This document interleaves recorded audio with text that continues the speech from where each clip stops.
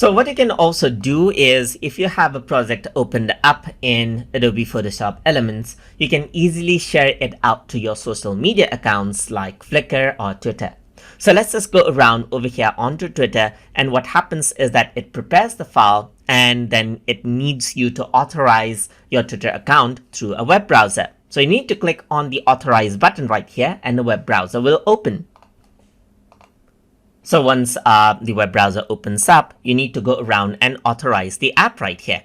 So let me just go around and save it. And now what happens is that once the account is authorized, then it'll take you back to Photoshop Elements right here. So it says once you've granted permissions for Photoshop Elements in browser, click done to start tweeting right here. So you can go around and click done right here, and it prepares out the file right here. So you can go around now, and you're already logged in, and you can go around and type in an example post right here just like this and click on tweet. So once you do that, what happens is that it uploads out your Twitter and then it tweets it out. So you can go around, click on visit Twitter right here, and you'll be able to see your tweet right here just like this, as you can see. And that is how you can go around and then share out your content that you made with Photoshop Elements and social medias, and same goes with the Flickr as well. The process is similar. So hope you guys learned something as always, and as always, please like, comment, share,